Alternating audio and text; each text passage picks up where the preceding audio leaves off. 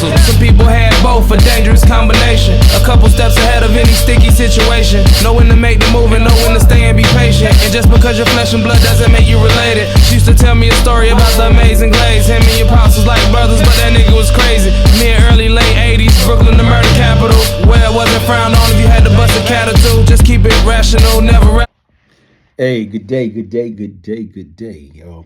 Hey, let's get straight to it. Hey, Hosh, you was wrong. When you say Nas basically right now say, look, that Gerald Prince Miller is a black superhero. It was not Nas, okay? Unless right now I missed something. It was Jadakiss. Jadakiss is the one that called Gerald Prince Miller a black superhero.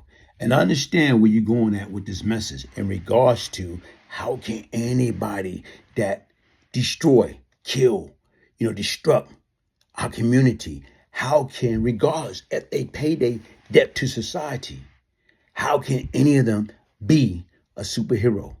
So once again, your point is noted. We understand.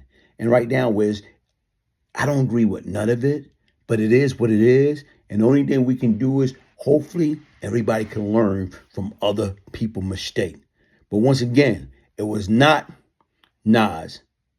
It was Jadakiss that called Prince a black superhero that we should be, giving gratitude, like, yeah, hey, cheering them on.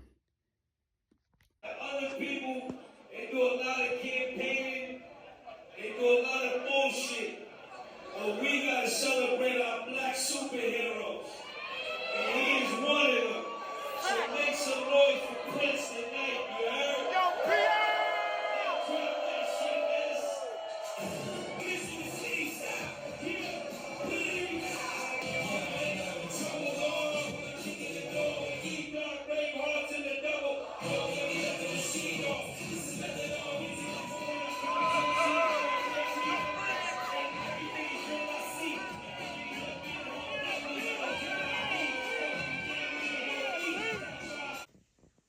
Shall we begin? Shall we begin? Supreme Team member Gerald Prince Miller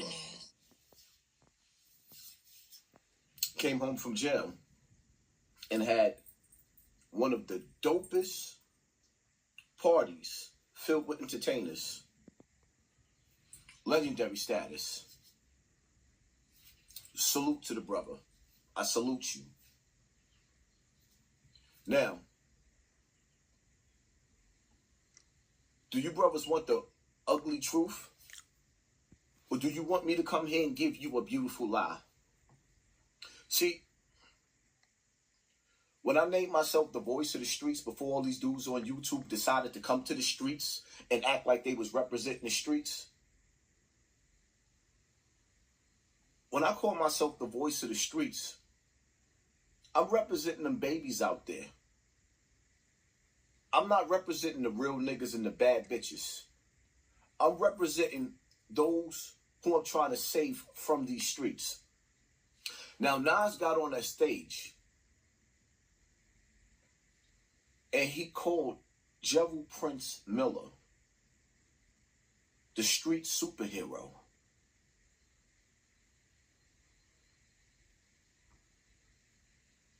Nas got on a stage and called Gerald Prince Miller the street superhero. Now, let me say this, right? I'm not trying to hate on the Prince family. Supreme Jr., that's my boy. Whether y'all know it or not, that's my boy, right? We friends to the end. Heidi ho. When you have a dude like Jadakiss, who is arguably, or rather Nas, pardon me, not Jadakiss, Nas, but Jadakiss too. You got Nas and Jadakiss.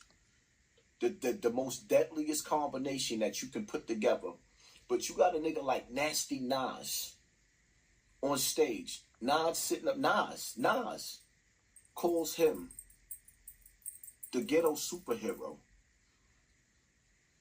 Nas is arguably the greatest MC that ever touched the mic. Next to Pac. Not next to Big. Next to Jay. Arguably. Top 5 dead or alive. Telling the young boys. Nas was like a superhero to all the legendary get busy niggas in the streets as a rapper. So when Nas co-stamps Gerald Prince Miller and calls him the street superhero, a nigga that was in jail for murdering half the hood with drugs in the Gat game. What kind of message are y'all sending to these children? Because Ryan had associated himself with probably the most ruthless and notorious cocaine crack enterprise in the city, that being Howard Pappy Mason and Lorenzo Fat Cat Nichols. NYPD rookie police officer was murdered, executioner style. And as I'm listening to that, I'm like, whoa. You actually dealt with Brian Glaze Lives, huh? I dealt with him years ago, back in the 80s, early 90s. I was with he was arrested by my partner back in those days for several murders himself. Not bad. I was given to me by a police officer in New York called Matt Byrne, whose son was gunned down by these drug dealers up there in New York City. Glaze was probably within the top 10 people in the city, but I'm going to say that he was probably one of the top 2 or 3 in Brooklyn. You know, drug dealers, and controlled the drug organization. And you know what I did? When I got the phone, I told my man, the next time we see him, he's out of here. Yeah. Less than 12 hours, that nigga was dead. Yeah, Is this the second person you murdered? No. Because, like right now, if you're going by the timeline, by that time, there's a few more before him. You know, I heard so many good things about you. What I really like is, I know you're a tough guy.